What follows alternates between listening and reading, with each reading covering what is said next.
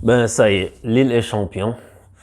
Bravo à eux. Écoute, je peux pas le dire avec un énorme enthousiasme, bien sûr, parce que ce serait fake. Mais ils ont mérité d'être champions parce que Paris a très très mal joué ce championnat cette année. Et le dire, c'est pas enlever quelque chose aux Lillois parce que quand tu vois la saison que le PSG a faite avec 8 défaites, c'est énorme. Ils se retrouvent juste à un point. Lille a gagné d'un seul point. Donc ça veut dire que c'est le niveau, il est pas, ils sont pas au niveau du PSG, mais ils ont su faire la saison qu'il faut faire pour être champion. Ils ont su profiter de la mauvaise saison du PSG et bravo à eux parce que aussi finir champion après 10 ans après leur dernier titre, c'est pas rien. Et moi, quand je vois la joie de Christophe Galtier, l'émotion de Christophe Galtier, je suis content pour le football en fait, parce que le football c'est ça. Contrairement à ce que vous voulez installer à la Super League où ce sont les mêmes qui gagnent des trucs, c'est pas bon pour le football. Et en fait, aujourd'hui, si tu te mets à la place d'un Lillois qui, au début de la saison, n'aurait jamais pensé qu'il aurait fini champion, c'est beau. Tu vois, c'est beau pour eux. Parce que ça donne encore de l'espoir pour dire que non, c'est pas parce que l'autre est jugé plus fort, c'est pas parce que sur le papier tu vas gagner que tu vas gagner. C'est pas parce que tu as un budget plus élevé que tu vas gagner. Et en fait, bravo à Lille pour ça. Et ça m'a fait penser à Nicolas, le feu Nicolas en 2012 quand ils ont gagné le championnat. J'avais écrit un article à l'époque sur un site qui s'appelait All PSG. J'étais rédacteur pour un site de supporters et j'avais mis un article où je disais que j'étais content pour Nicolas. C'était en 2012 et aujourd'hui en 2021, je dis la même chose. Je suis content pour Galtier parce que le football c'est ça. Il y a des gens qui cherchent, qui se battent, qui ont against all odds, tu vois, qui ont les éléments un peu contre eux, qui n'ont pas fait forcément les choses les plus favorables, qui réussissent à faire quelque chose. J'ai du respect pour ça. Et Christophe Galtier, l'homme, c'est quelqu'un que j'apprécie parce que c'est un entraîneur qui a toujours été classe avec le PSG. Alors que le PSG, c'est un club que tout le monde déteste, tout le monde aime critiquer le PSG, tout le monde est content quand ils perdent. Les gens sont plus heureux quand le PSG perd que quand leur club gagne. C'est fou. Mais Galtier n'a jamais sombré dans ça. Et même des fois où il aurait pu sombrer dans ça. Notamment quand Mbappé a fait sa déclaration, quand il a dit que, à son avis, c'est le PSG qui perd le championnat et pas Galtier. Quand on a interrogé Galtier, il n'a pas voulu surenchérir dans ça. Et ça, moi, je le respecte parce que c'est quelqu'un d'intelligent. Et même quand il était à Saint-Etienne, toujours un bon mot pour le PSG. Toujours quand on est en Ligue des Champions, il est toujours là pour dire, il espère que Paris gagnera pour la France, pour le football français. Toujours classe. Lui comme Nicolas. Donc, bravo à Lille. Bravo à leur saison. Ils ont eu des attaquants qui ont vraiment explosé, qu'on ne connaissait pas forcément. Boaki Yilmaz, bien joué. Jonathan David, bien joué. Yazid Che, franchement, une belle saison. Et à la mi-saison, dédicace à mon ami Pape qui doit regarder cette vidéo, qui est un Lillois. Il me disait, oui, tu viens de voir Lille. Moi, dans ma tête, je rigolais. Je dis, mais attends, calme-toi à Lille. PSG va se réveiller et puis tu vas voir. Mais on s'est jamais réveillé. Mais donc, bravo à eux parce que c'est le football. C'est comme ça. Et nous, de notre côté, il va falloir, ben, on le sait parce que va falloir changer plein de choses. Moi, quand j'ai regardé le match aujourd'hui, PSG-Brest, parce que j'avais l'œil sur les deux, c'était pas une équipe de champions parce que des fois tu sens les choses, tu sens que c'est pas pour toi. Tu vois, tu sens que c'est pas pour toi. Même si tu sais, on gagne 2-0, c'est très bien, le résultat est bon, mais voilà quoi. Tu sais, c'est Neymar comment il joue. Ce type est un génie et je lisais l'article de la déclaration de Phil Foden qui disait que cette saison, le joueur le plus fort qu'il ait vu, c'est Neymar. C'est le gars, il dit qu'à certains moments, il a été starstruck.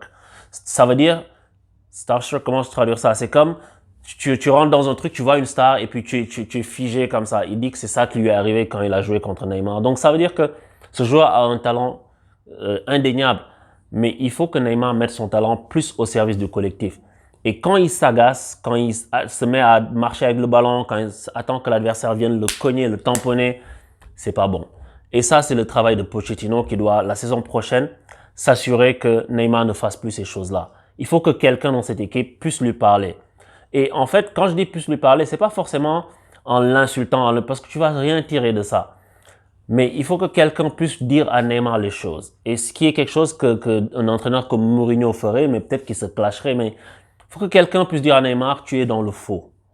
On t'aime, on t'a prolongé, tu es là pour rester à Paris, mais il faut que tu joues pour le collectif. Et tant que Neymar ne se sera pas mis ça dans la tête, ça ne marchera pas. Parce que des fois, Neymar, il le comprend ça.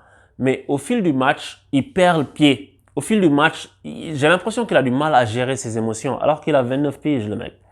Il a du mal quand c'est dur, à dire, OK, je continue. Pourtant, il le faisait quand il était à Barcelone. La remontada, c'est lui, c'est pas Messi. Et c'était dur, il a sorti mais Neymar, quand il règle pas le problème tout seul, ça marche pas. Donc Neymar a besoin qu'un collectif soit bon aussi. Et c'est normal parce que le football, c'est pas un sport individuel. Il y a des gens, they get it twisted, ils pensent que le football c'est un sport individuel. C'est pas un sport individuel. Parce que maintenant il y a la starisation, réseaux sociaux, on te porte au pinacle, tout le monde te met devant. Non, c'est pas le PSG de Mbappé, c'est pas le PSG de Neymar. Mbappé, by the way, il finit meilleur buteur, il reçoit son trophée, il était énervé. Tu vois que ça, le mec voulait gagner. Mais il voulait même pas parler de son avenir. Et je pense que la façon dont il a parlé, ça sent le... Enfin, on verra. Je veux pas spéculer, mais la façon dont il a parlé, il s'est pas projeté avec le PSG la saison prochaine. L'interview était courte, mais j'ai senti... Il a fait attention à ses mots, parce que Mbappé est un type intelligent. Et il s'est pas projeté, lui, avec le PSG. Il a dit, l'important, c'est de penser au futur. Il a pas dit, l'important, c'est que nous pensions à la saison prochaine, nous pensions au futur. Donc, il s'est pas mis dans le projet. Mais après, peut-être qu'il a dit ça pour rester entre les deux. Mais ça, c'était juste une petite parenthèse pour dire que Paris, la saison, comment ils ont commencé la saison, c'est ça qui a déterminé la saison qu'ils ont faite. Et c'est ça, le football. Au début, on n'a pas respecté le football, au début du championnat. Et aujourd'hui, on l'a payé parce que même si on a perdu le championnat là, il y a 2-3 semaines contre Rennes, quand tu te fais égaliser dans les dernières minutes, tu sais, c'est symptomatique parce que Lille aussi, ils se sont fait égaliser la dernière fois. Ils ont fait match nul plus tôt. Donc, PSG a pas pu profiter d'un bon début de saison parce que après la finale de Ligue des Champions, il y a eu relâchement, il y a eu Covid. Et puis, on s'est dit à chaque fois, on a le temps de revenir. Et malheureusement, on n'a pas eu le temps de revenir. Donc, Lille est champion, bravo à eux. Et c'est ça, quoi, que j'allais dire sur le championnat de France. J'ai plein de choses à dire aussi, mais il y a des choses que j'ai déjà dites sur Paris. Et j'ai pas envie de m'emporter ni quoi que ce soit parce que c'est comme ça. Moi, je l'accepte, tu vois. J'accepte de perdre. J'accepte de perdre. Je déteste ça, tu vois, mais j'accepte de perdre comme ça parce que les Lillois n'ont pas volé leur titre. Et c'est ça le football, quoi. On gagne, ça fait longtemps qu'on gagne. Depuis 2012, on gagne. On a perdu le championnat une seule fois c'était pour Monaco en 2017. Et là, on gagne pas. Ça, j'espère que ça a piqué les joueurs, ça va leur piquer dans leur ego et qu'ils reviendront la saison prochaine avec de meilleures intentions et encore beaucoup plus fort. Et de l'autre côté, maintenant, pour terminer, c'est l'Italie. Et l'Italie, en fait, c'est Naples drop the ball. Naples, ils ont fait n'importe quoi parce que eux, ils avaient le calendrier le plus quote unquote facile et ils n'arrivent pas à battre Huesca. C'est pas possible. Vav, je sais plus, en tout cas, c'est pas possible, Naples. Naples, ils font match nul qui leur fait perdre 2 points. Ils auraient été au-dessus, la Juve aurait été en Europa League. Mais c'est ça le football, c'est jusqu'au bout, c'est tout le temps. Et là, Cristiano Ronaldo, pour parler de la Juve, qui est passé devant Naples, donc, Cristiano Ronaldo, est-ce que c'est pas fini? Moi, je sais que c'est fini, tu vois. L'Euro, je pense que ça doit être sa dernière grosse compétition où il donne tout. Mais après, voilà, sa carrière n'est pas finie. Mais Cristiano Ronaldo qu'on connaît, c'est ça que je dis, c'est fini. Mais pas, tu vois, il sera plus au même niveau, mais c'est l'âge, tu vois. Il a plus les cannes. Mais c'est normal, c'est la vie. C'est la vie qui est comme ça. Salut à lui, respect à lui pour tout ce qu'il a fait. Moi, je me souviens de Cristiano depuis son premier match contre Bolton, quand il est rentré en jeu en 2003, août 2003, à la place de Nicky Butt. Je me souviens. Donc, moi, j'étais un fan de Cristiano Ronaldo de la première minute. Donc, respect à lui, mais là, c'est la fin. Et c'est ça, le cycle de la vie. Après, il y aura d'autres joueurs qui vont revenir, qui vont prendre le flambeau. Mais voilà, quand tu vois que pour un match de la dernière journée, important pour aller en Champions League, le gars, il est sur le banc.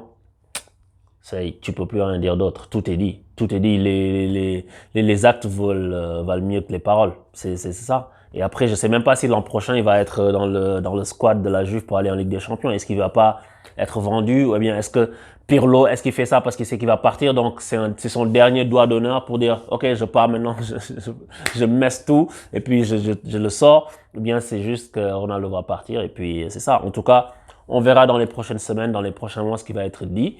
Et il y aura plein de spéculations.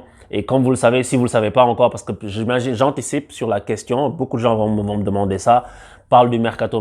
Je parle pas de mercato. Je parle très très peu de mercato parce que j'aime pas me faire balader avec des unes de journaux. Un tel est dans le bureau du président, il est en train de signer. Le lendemain matin, on dit, ah non, finalement, il n'a pas signé. Il y a des contacts. J'aime pas me faire trimballer comme ça au gré d'un journaliste qui est derrière son écran, qui tapote sur son truc pour te balancer par le bout du nez. Ça génère du clic, je pourrais faire ça, avoir plein de clics, mais ça ne m'intéresse pas, tu vois. Et puis, si j'ai des choses, par contre, il y a des choses concrètes, je pourrais parler de ça. Ce sera au cas par cas. Mais je pense que la priorité sera les compétitions internationales, notamment l'Euro. Donc, merci à tous pour cette belle saison qu'on a passée ensemble. C'est pas fini parce qu'on va parler de la Ligue des Champions. Manchester aussi joue la finale de l'Europa League. Ça fait longtemps que j'ai pas parlé de Manchester United. Et voilà quoi, on parlera de ça et puis on se reprendra pour l'Euro. Et comme je vous ai dit, je vais vous parler de ce livre-là sur Mourinho que j'ai fini de lire et que je voulais attendre que les championnats soient finis pour en parler plus. Et voilà, quand je vous donnerai quelques insights et puis je ferai une vidéo spéciale où je parlerai de Mourinho avec ce qui lui arrive en ce moment. C'est un livre de Nicolas Villas qui s'appelle Mourinho derrière le Special One. Je vous en parlerai dans l'une de mes prochaines vidéos dans pas très longtemps. En tout cas, en attendant, prenez soin de vous. Les Lillois continuent à faire la fête. Maintenant, vous n'avez pas peur que je dise que vous allez faire la fête. Profitez-en bien et je vous dis à bientôt sur Once pour tous. Parlez-en à vos amis, continuez à vous abonner, ça me fait super plaisir. À bientôt. Ciao.